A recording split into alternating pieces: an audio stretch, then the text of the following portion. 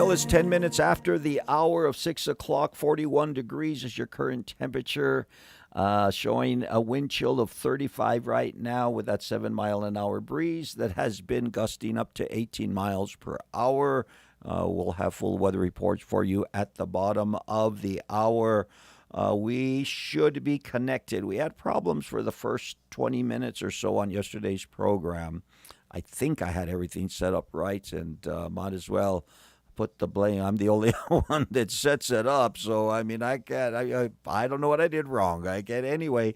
It didn't work, so maybe today we don't have that problem. Most of the time on our Facebook, most of the time on our YouTube channel, things come out pretty good, and I'm starting to get comments already on Facebook. And Andrea says good morning, so she's there in Espanola telling everybody in our listening area good morning.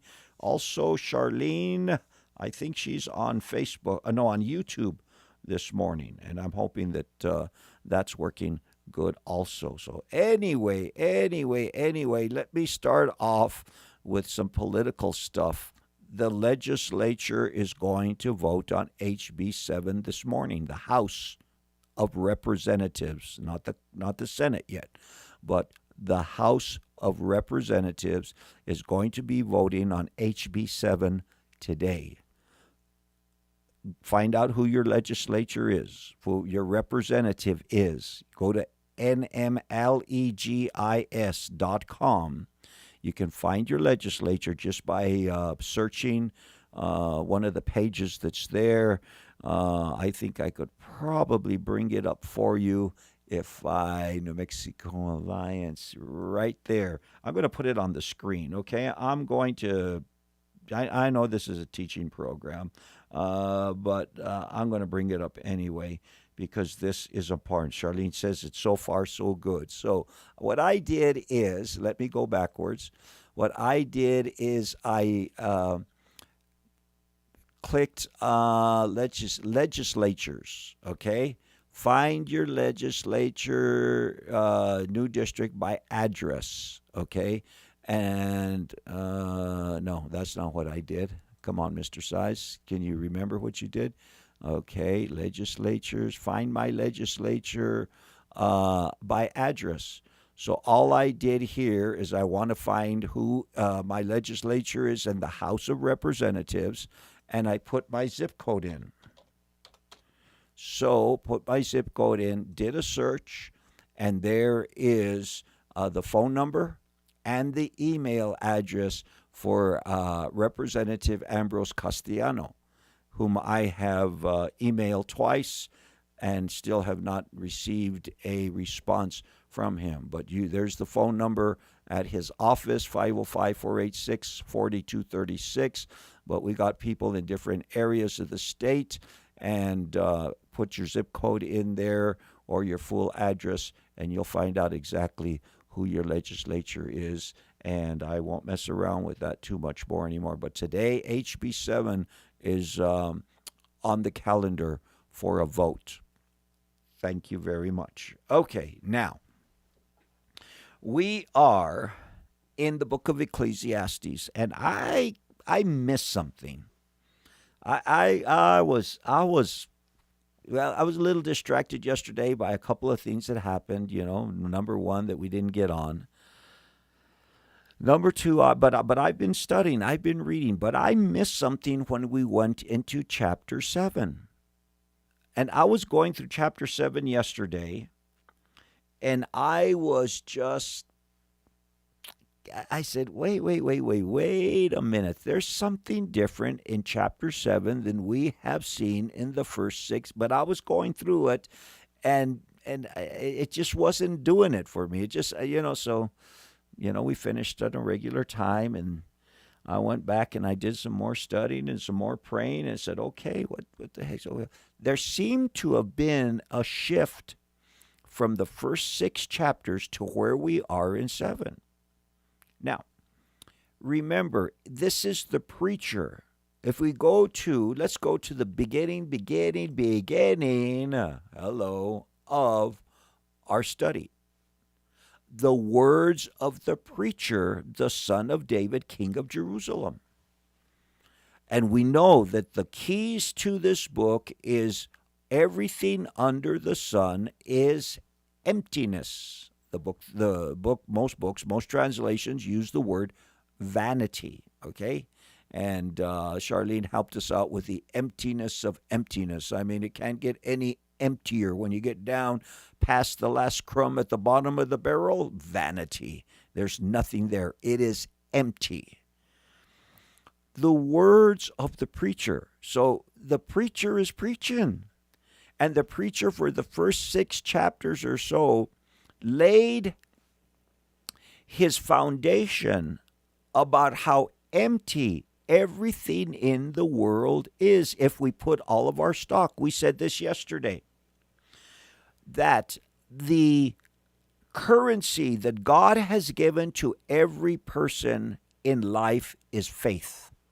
The Bible says that He has given to each and every one of us a measure of faith. So,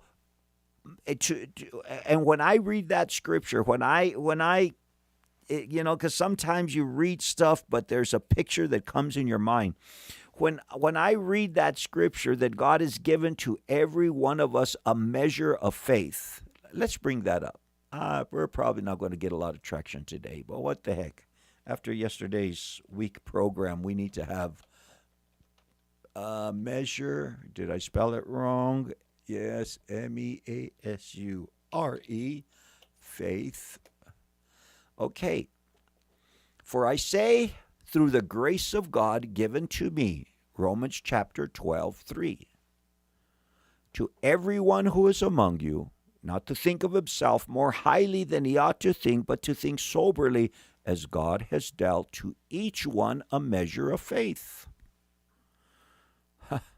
So we have to understand, ladies and gentlemen, that each and every one of us has been given this, and I said commodity, but I'm going to use it more as currency. But instead of seeing, and what I do when I'm teaching this, and if you've poor people that have been going to Cornerstone Church for a long time, they probably heard this 100 times already. What we do when we're talking about faith, I ask the people that are sitting with me to cup their hands, and then to imagine that within those 2 hands that are cupped together is that seed has been poured into your hands. That is faith. Faith is a seed. And when we realize that God has put into every human being a measure of faith, and you say, well, that's just a handful, and wait. Every one of those seeds needs to be planted, and that's where the currency of the kingdom comes, is that we have, as human beings, not just as born again, as natural man, as carnal man, as spiritual man, each and every one of those persons are planting the currency of heaven in different things. It even talked about it in the parable of the sower. And Kevin, sent me off a text this morning about Matthew chapter 13, verses 36 through 39 or something like that. And I had to look on it before we got. And so, are you putting your seed? Are you putting your currency? Are you putting your faith on the road, on the rocks, on the weeds, or on the good soil? And each and every one of those seeds has the potential for harvest. So you say, well, all I have is no. Don't never say all you have. Look at your hands. Look at them full of seed. And then when you plant that seed and you nurture it, you take care of it. But watch this. We can plant in different areas. We can plant in finances and say, and that's, I believe, what Solomon, the preacher, was trying to get through to his people, is that if you plant all of your seed in this world and you love the world, the lust of the eyes, the lust of the flesh, the pride of life, and that's where you're going to get. Don't mock God. The book tells us of Galatians, whatever you reap, you're going to sow. And I think we talked about this again, a reminder for some people out there, but I want to be sure that we, me and you and I want to make sure is that we know that we have something that is valuable. It is the currency of heaven, and every person has it. And where you plant that seed determines what's going to come back into your life. And we looked at the first 6 chapters, and the preacher made a stunning case that if you plant it in the world, if you just planted everything under the sun, all you're going to do is get emptiness. It's not going to work. If all it is about finances, is all it is about fun and party and selfishness and all these things he went through for 6 chapters, if that's all it is, he says it's going to be empty. You're going to go to your crop, and it's like pulling out an ear of corn, and you peel back the husk, and there's nothing there except an empty cob. There's really nothing there. And the preacher made this statement for 6 chapters in this sermon that he was preaching, or a series of sermons, or whatever he was, to tell us, be careful where you sow your seed. If it's just having to do with the things of the world, if all it is in the things of the world, but we know that there is a place, there is good ground. Jesus said there's good ground that can bring forth a harvest of 30, 60, or 100-fold. And every one of those faith seeds that is in my hand, that if I put it in the right soil, I will get a spiritual harvest in my life. And if we think, the Bible says, once again in the book of Galatians, the Bible says that if we think we're going to sow to the world, sow to the flesh, sow to our own selfish desires, and expect to reap a spiritual harvest, you think you're mocking God, because God has put in this process. It's just like putting a corn seed into the ground, and then when it springs up out of the ground and begins to mature, and you go out to check on that corn plant, and you get mad because it's not jalapenos, who's the fool? That's kind of what it's saying, okay? So we get into chapter 7, and in that chapter 7, he has some advice for those people. He has some advice to tell these people. After telling them everything, if you just put everything, is finances important? I think we all realize, but the love of money, see, there's a difference. The love of money, the fear of man, all of these things would begin to choke the seed that we have. So we have to realize this. I'm looking at, I'm trying to look at it. Maybe I'll look at it during the weather break or so, because we're almost there. I can't believe I took that much time. But coming around verse 7, he has some advice. And I missed it yesterday. I really, when I got into chapter 7 and I was going through that on yesterday's program, it just wasn't there. It was dead. It would just say, ugh, can I erase that part or not? So yesterday, and even this morning, I go back and I look at it all over again, and I say, you know what this dude's trying to do? This dude's trying to make the turn, kind of like the graph that goes way bottom down, the emptiness down into the bottom, but is trying to bring that graph back up again.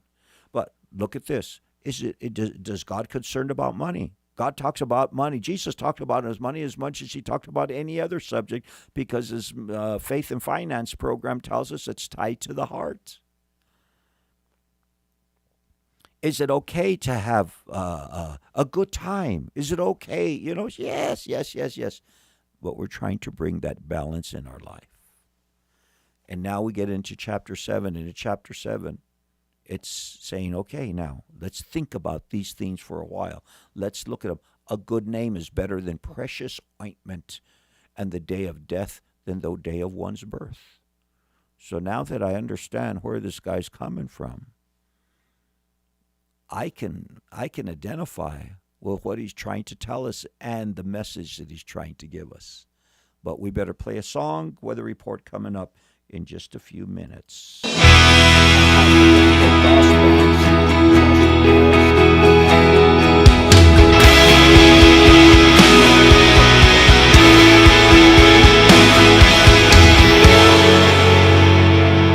Just as I am without one plea, but that thy blood was shed for me, and that thou bidst me come to thee, O Lamb of God. I come.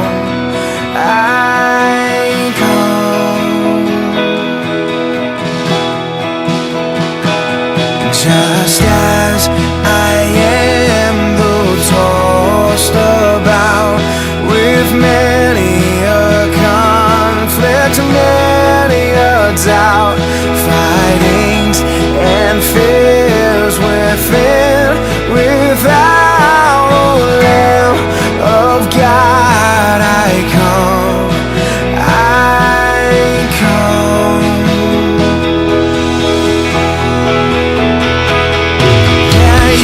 Take me just as I am. You love me on where I've been. You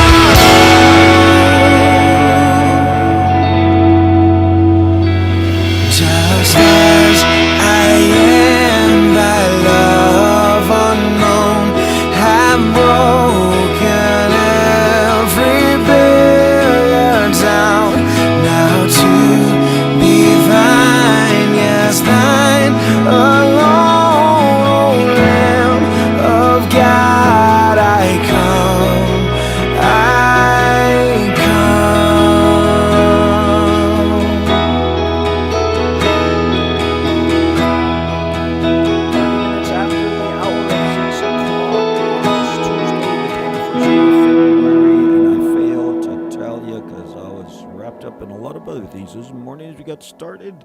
Prayer line is open at 505-425-3717. Do not hesitate to use that number for prayer this morning. 505-425-3717. 42 degrees is our current temperature. Weatherman says we're looking for a high near 55 with partly cloudy skies, a 30% chance of scattered showers. Very windy today with a west-southwest wind 16 to 32 and gusts as high as 45 miles per hour. And you say, that's a lot of wind. You ain't seen nothing yet because Wednesday, partly cloudy. 50% chance of scattered showers, high near 46. Very high winds tomorrow, southwest wind 31 to 48. Gusts as high as 68 miles per hour. And we were listening to the Albuquerque weather forecast on the TV last night, and the weatherman said in Albuquerque tomorrow they could have gusts up to 80 miles per hour. Thursday, that's like hurricane tornado type weather, man. Thursday, mostly sunny, high near 44. Windy with a west-southwest wind 23 with gusts up to 32 miles per hour, which sounds pretty mild compared to today and tomorrow.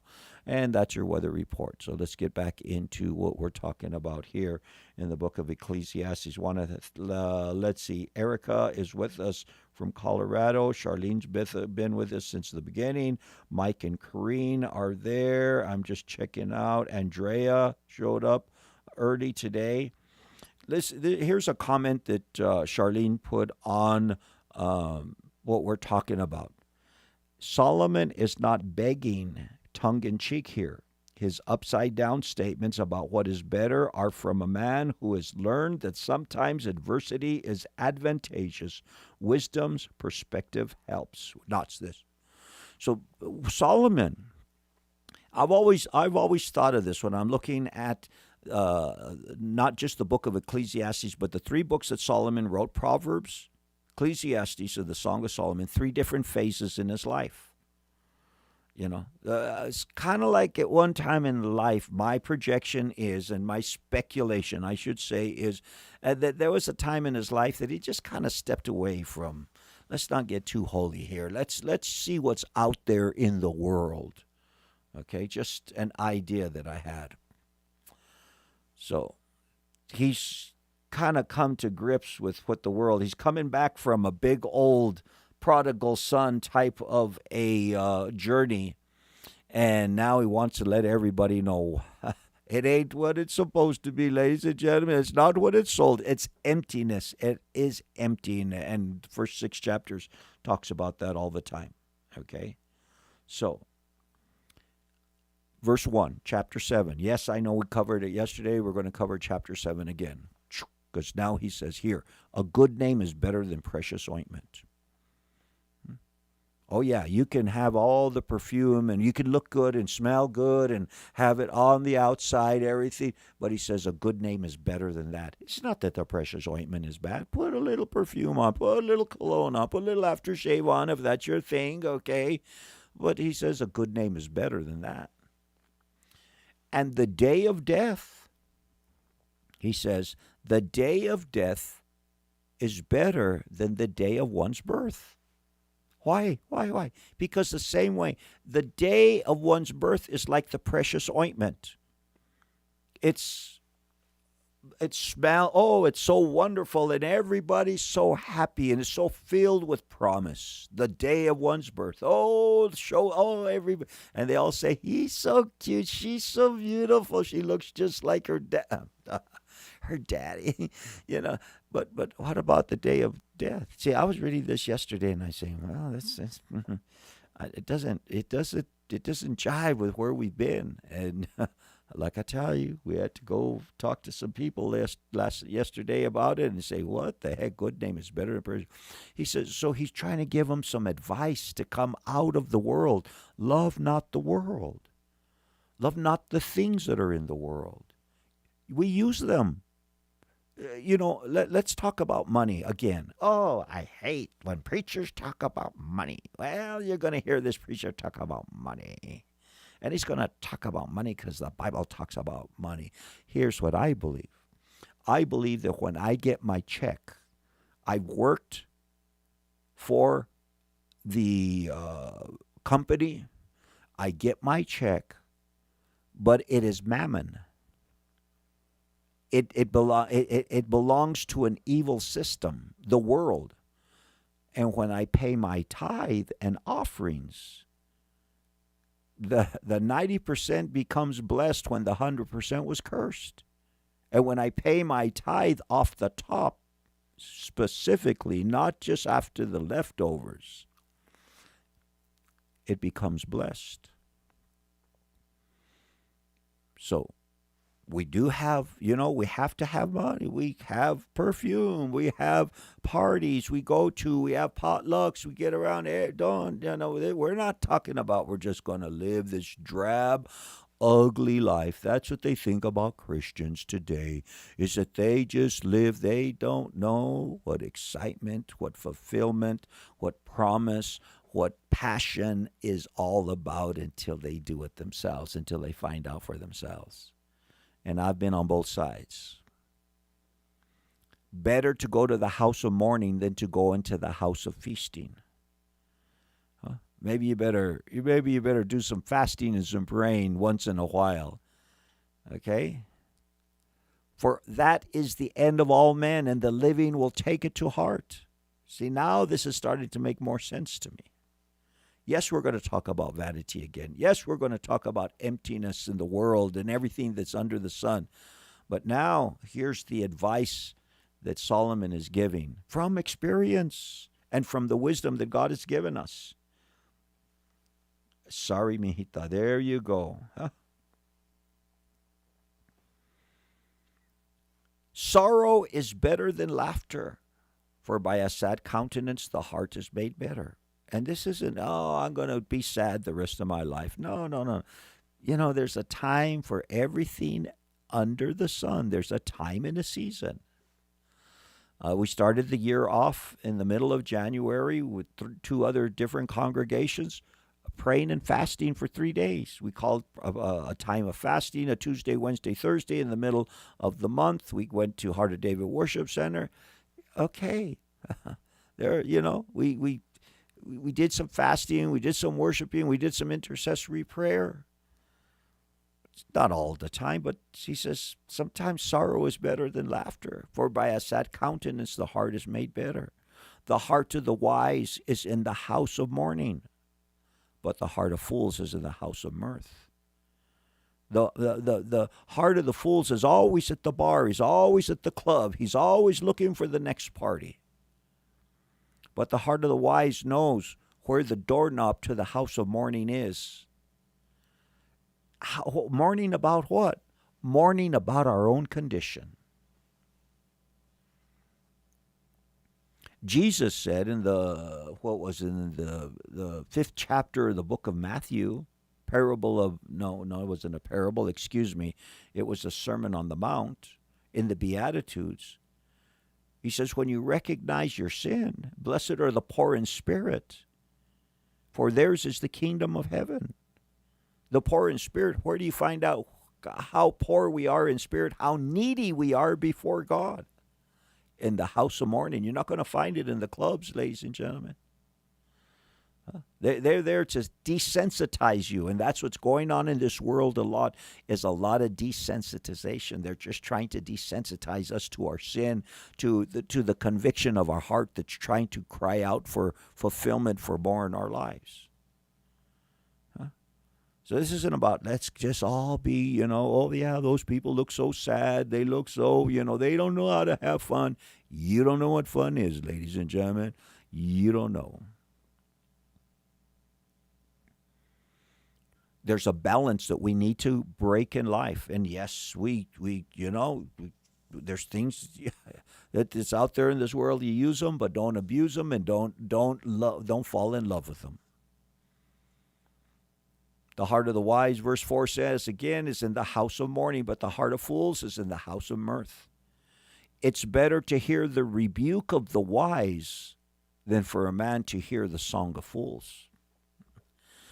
Yeah, well, I want to dedicate this song to the one I love, and it's all about foolishness. It's all about It's better, he says. It's better. As he's coming out of the world, he's coming out of this prodigal season in his life. Let's get back to the wisdom that God gave him at the beginning of his reign as king. And I was in there, and I don't have any scriptural backup to say that Solomon backslid. But a lot of lessons that you learn in life, you're going to learn from experience. And the reason God could have let him go through this experience is so he could teach me today, here 3,000 years later. It's better to hear the rebuke of wise than for a man to hear the song of fools. For like the crackling of thorns under a pot, so is the laughter of the fool. This also is vanity. Verse 7. Surely oppression destroys a wise man's reason, and a bribe debases the heart. Surely oppression destroys a wise man's reason, and the bribe debases the heart. The end of a thing is better than its beginning. The patient in spirit is better than the proud in spirit. Now I'm beginning to understand what chapter 7 is all about. Now I'm starting to get a handle. Because yesterday I'm going through these verses and I'm teaching from them, and I'm saying, what do you mean? Is this his dark? Is he still coming from this darkness, this cloud that was over him? No, it's the sun is starting to peek through a little bit, and he's starting to say, hey, we have an answer. We have an answer for emptiness, for vanity under the sun. Surely oppression destroys a wise man's reason,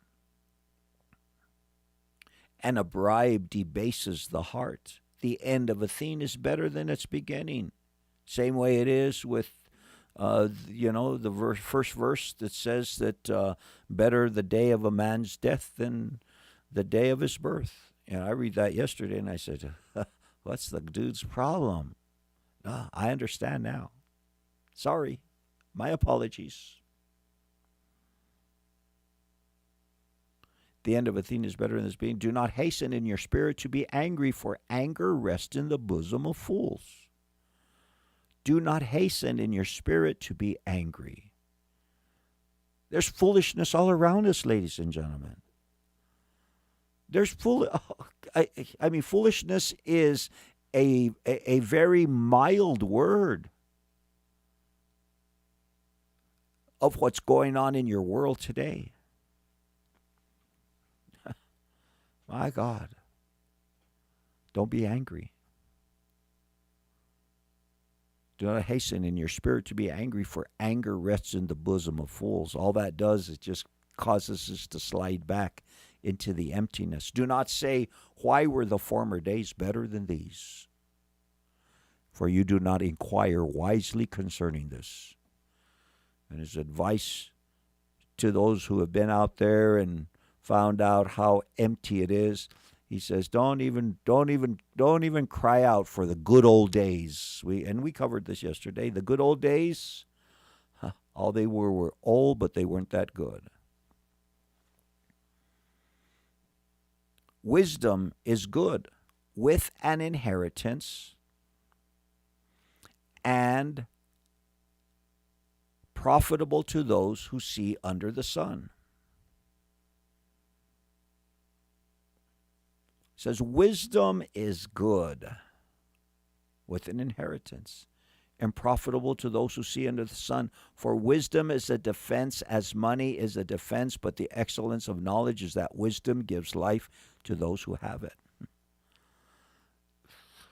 See, notice how he's saying wisdom is a commodity like money is. Wisdom is a defense as money is a defense. But the excellence of knowledge is that wisdom gives life to those who have it. Wise. Let's be wise in the things that we do. Let's be wise in our in our dealings in this world. You know, it's like walking the tightrope. It's like, you know, Eileen and I stumbled across a program that comes on Wednesdays, Special Forces. And those guys, they got those guys walking the tightrope every once in a while. So weird. I gotta get off on programs like that, you know. But this life is like walking the tightrope. This life that we're living is like walking through the jungle. You know, you just got to be with all of your senses up. There's where wisdom comes in your life. Wisdom is a defense, as money is a defense. The excellence of knowledge is that wisdom gives life to those who have it. And we looked at the book of Proverbs. Wisdom is crying out in the streets. I think that we can get the 3 books of Solomon and combine them all together, the different thoughts, and come up with some great measures for life. Consider the work of God, for who can make straight what he has made crooked? And God, to us, we don't realize it. We try to straighten out things that God has made crooked for a reason, for a purpose. Verse 14, in the day of prosperity be joyful, but in the day of adversity consider. Surely God has appointed the one as well as the other, so that man can find out nothing that will come after him. Man, we even have somebody from Michigan with us today.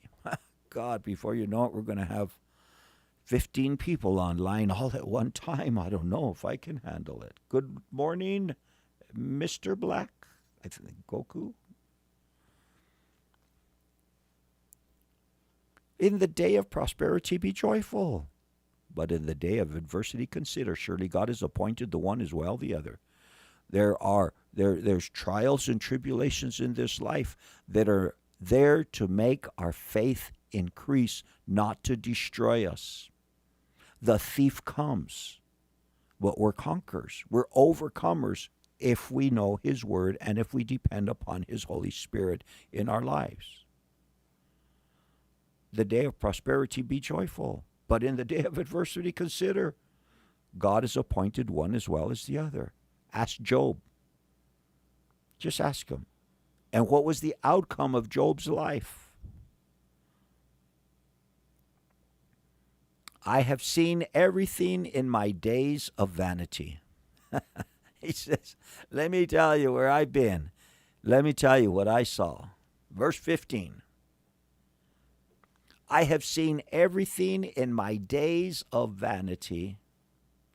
There is a just man who perishes in his righteousness. There is a wicked man who prolongs life in his wickedness. If you're looking for everything, you know, it's very, as kids especially, but even as adults, well, that's not fair. Well, you don't know what God is doing. You don't know what God is doing in the background. He says, I've seen everything in the days of vanity. When I was out backsliding and was out doing my thing, he says, there's a just man who perishes in his righteousness. Why did he die so early? Why did that guy go? Why did, there might be some big name preacher, pastor, prophet, somebody that you were listening to, and, God had a reason. There's a wicked man who prolongs life. Why is that guy alive and the good guy ain't? You don't know that. That's why he says in verse 14, so a man can find out nothing that will come after him. Do not be overly righteous, nor be overly wise. Why should you destroy yourself? Just live your life, man. Just live your life. Be the person who God created you to be. Just be yourself. Do not be overly righteous, nor be overly wise. Do not be overly wicked, verse 17, nor be foolish. Why should you die before your time?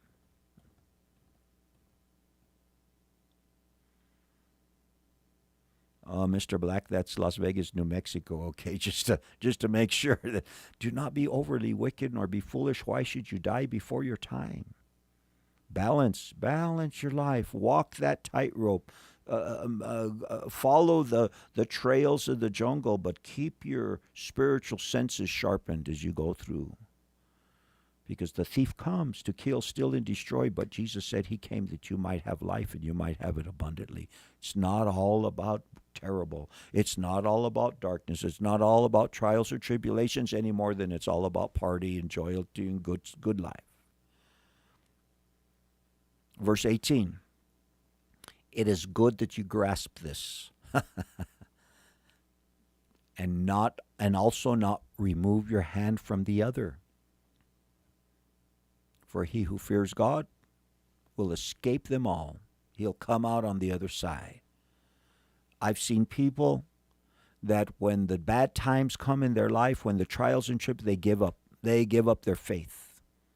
I've seen other people when the good times come in their life, they give up the faith. I've seen people that don't have no money, all of a sudden the bills are getting harder to pay and they feel like they're, good, and they give it. Well, God doesn't love. And I've seen other people that all of a sudden they come across some money and boom, they're gonzo.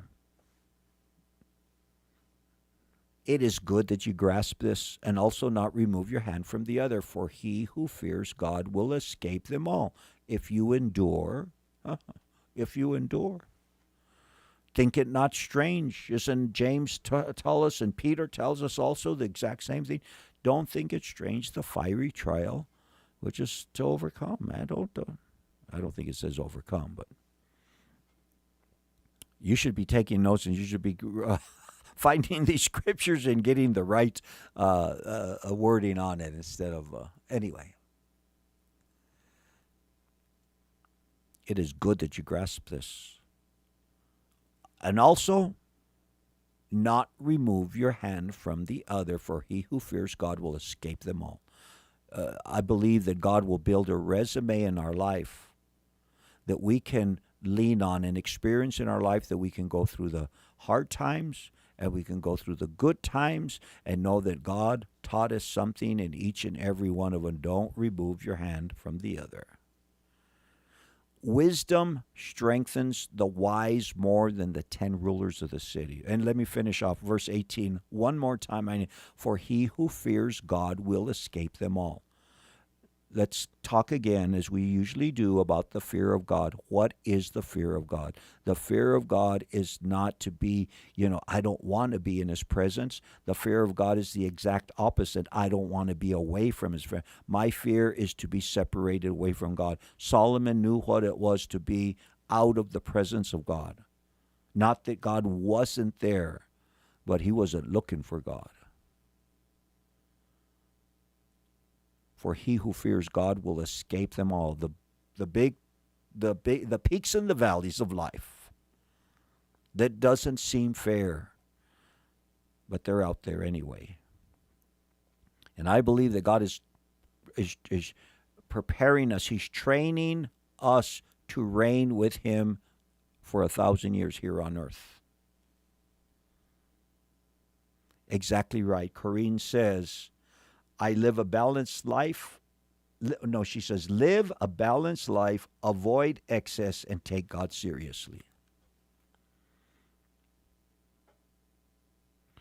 Verse 19, and I think this is as far as we got yesterday, is verse 19, but I had to go back to verse 1 again.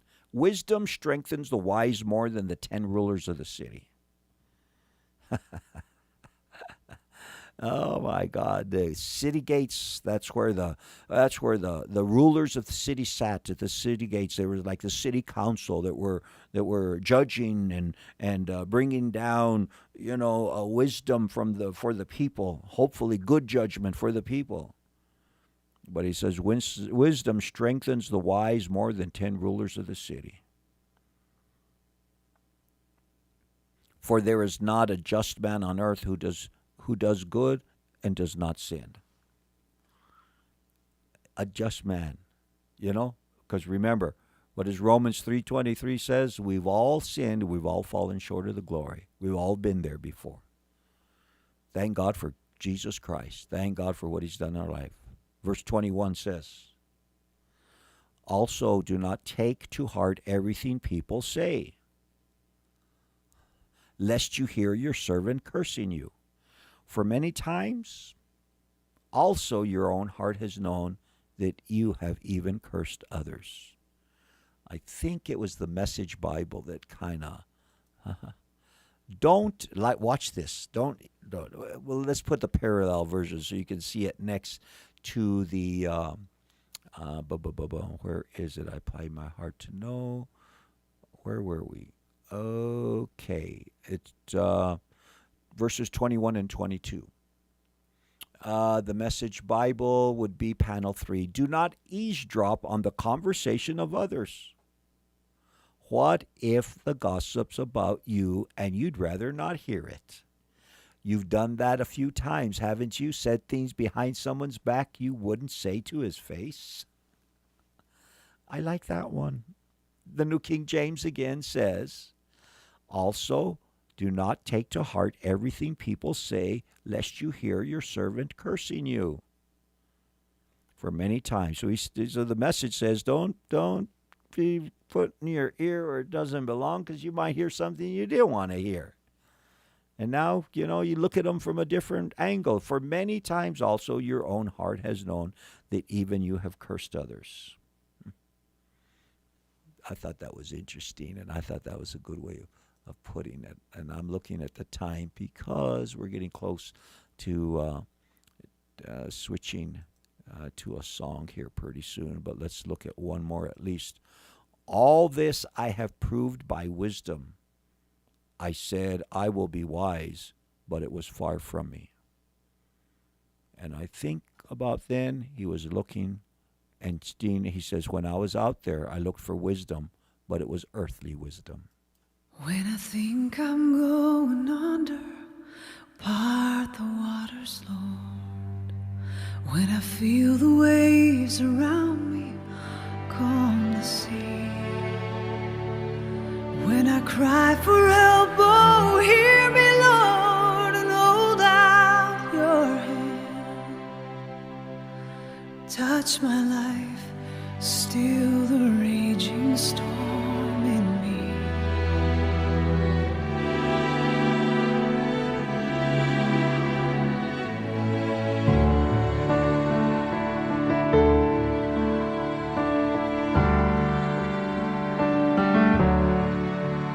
I need thee every hour, most gracious Lord. No tender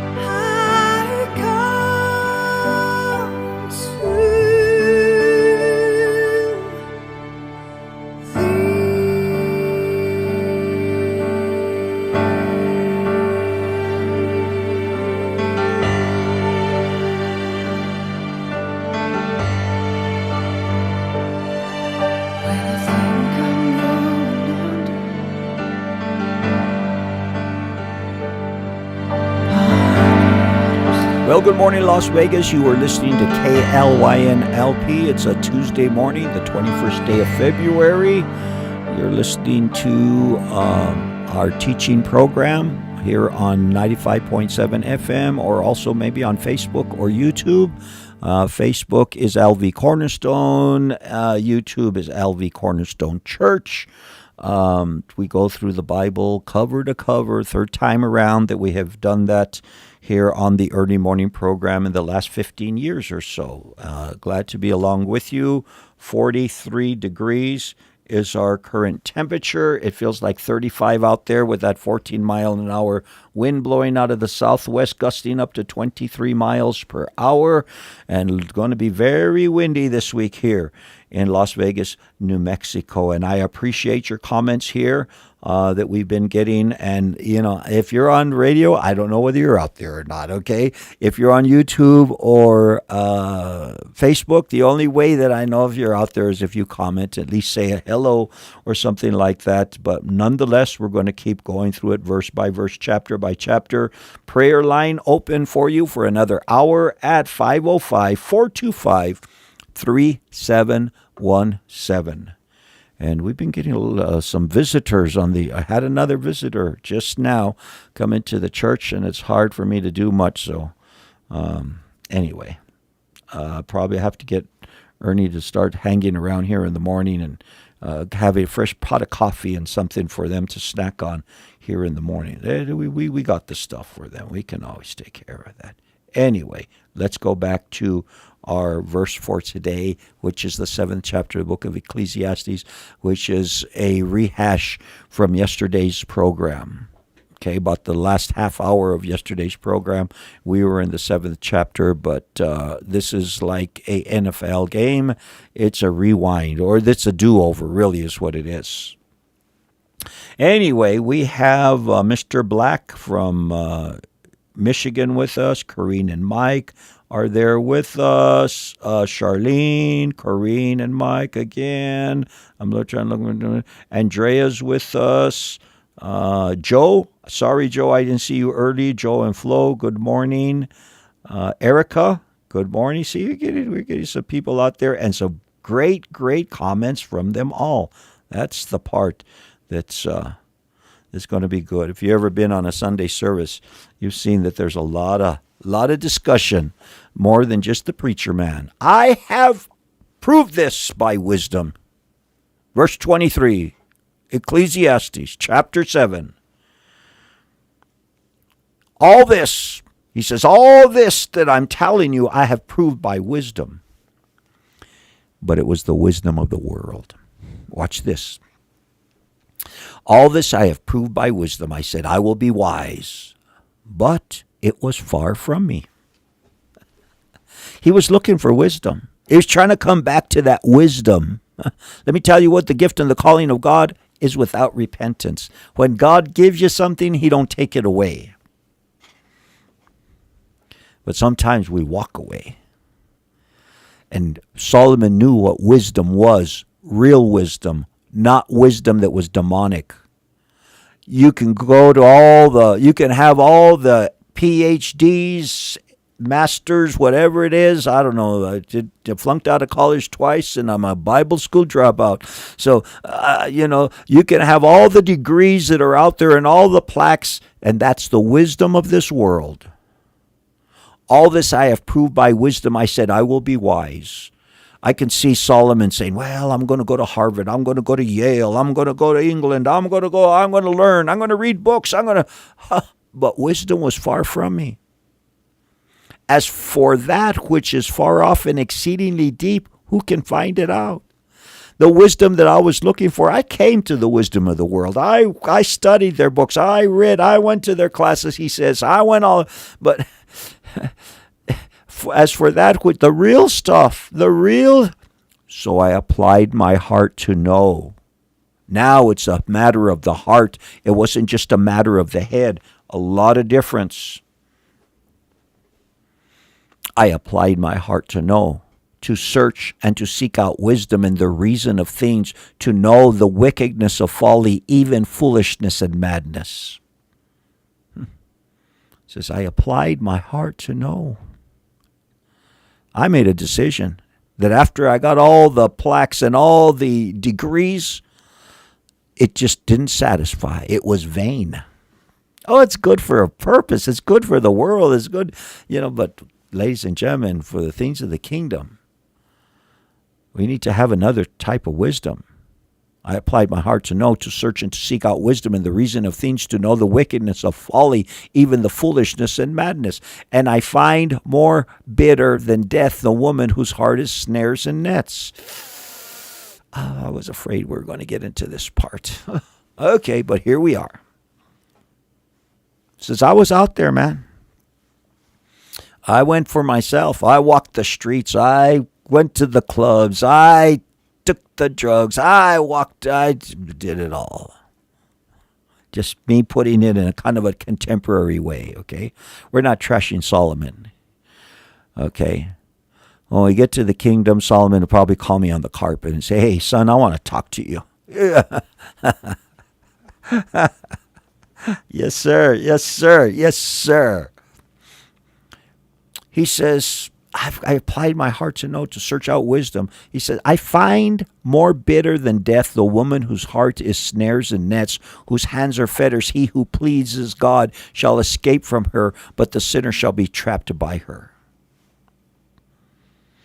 Yeah, Solomon talks about women, and he had 900 wives. I got a feeling, though, that he might be talking about women, but he might be talking more about the wisdom of this world and saying the wisdom of this world is like a woman whose heart is snares and nets, whose hands are fetters. Those like chains. A fetter is like a chain that locks you down. You see semis down the road, with straps on them tight as they could be so the load doesn't move. Fetters. He who pleases God shall escape from her, but the sinner shall be trapped by her. I don't know if he's talking so much about Corinne and who else do we have out there? Andrea and Charlene, and who else is? Let's see, I already talked about that. Flo, I think, or Erica. I think he's talking about this worldly wisdom. That's my way of getting out of it, so that chicks don't get mad. I find more bitter than death the woman whose heart is snares and nets, whose hands are fetters. He who pleases God shall escape from her, but the sinner shall be trapped by her. Here is what I have found, says the preacher, adding one thing to the other to find out the reason which my soul still seeks, but I cannot find. He says, here's what I found. Adding one thing to the other to find out the reason which my soul still seeks, but I cannot find. One man among 1,000 I have found, but a woman among all these I have not found. So he says, there's one out of 1,000 that I found, but you got to look for it.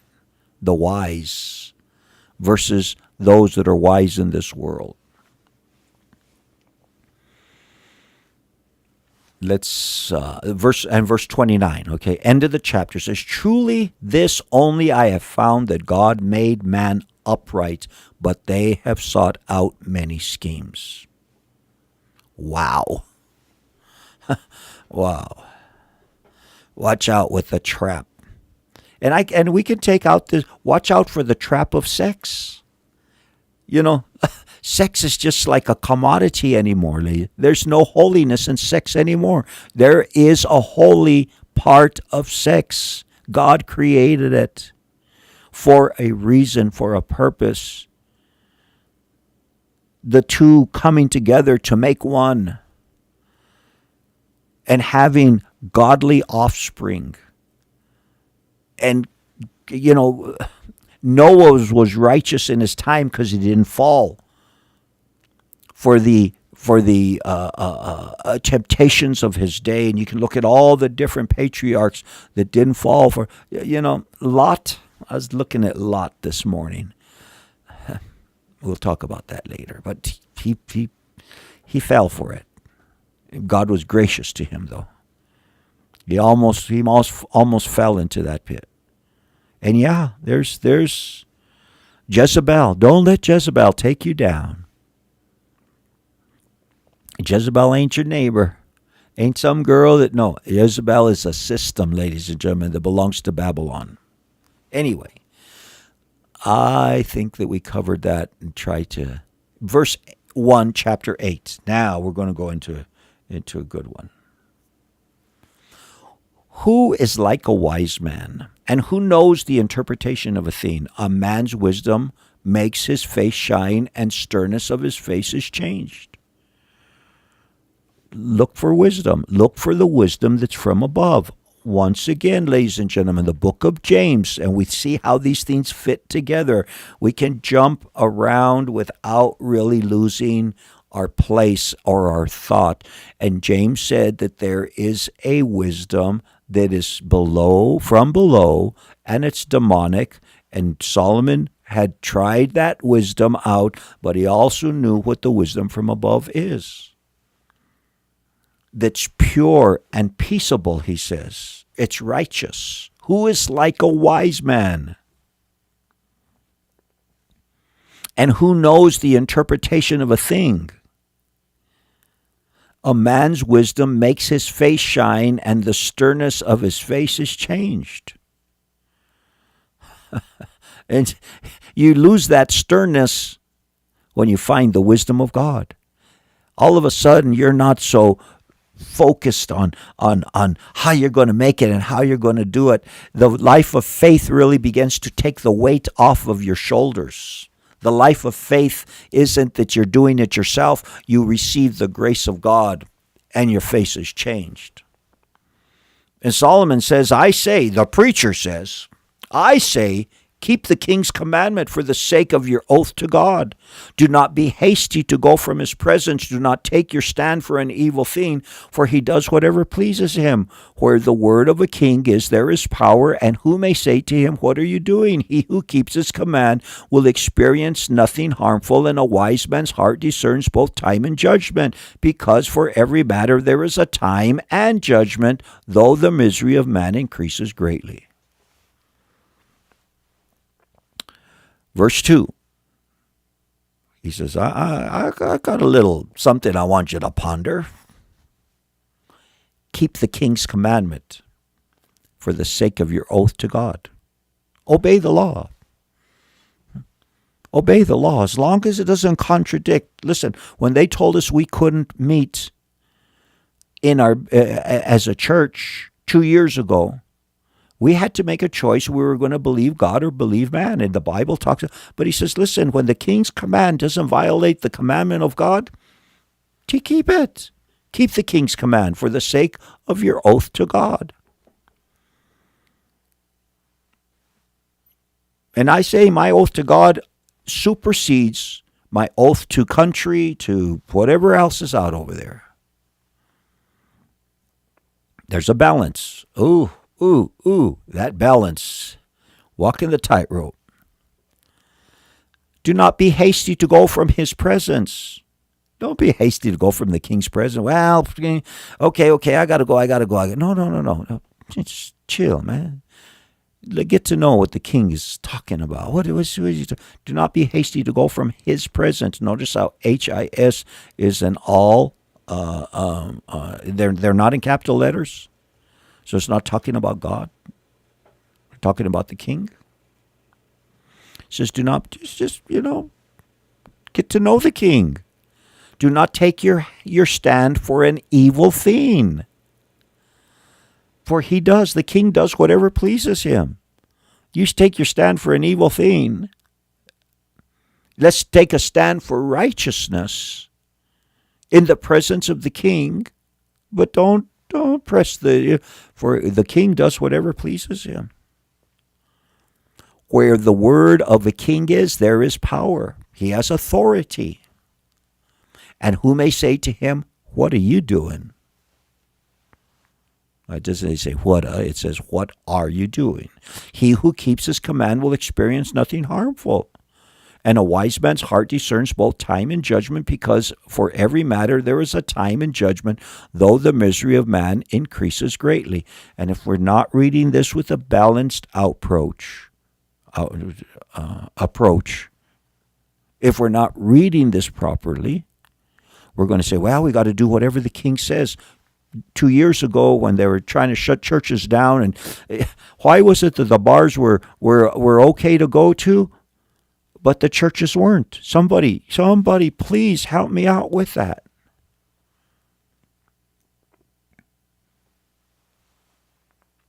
So we're not saying, whatever the king tells you to do, whatever the president, whatever the governor, whatever the mayor tells you to do, you must do it. That's not what it's talking about. It has to be a balanced approach.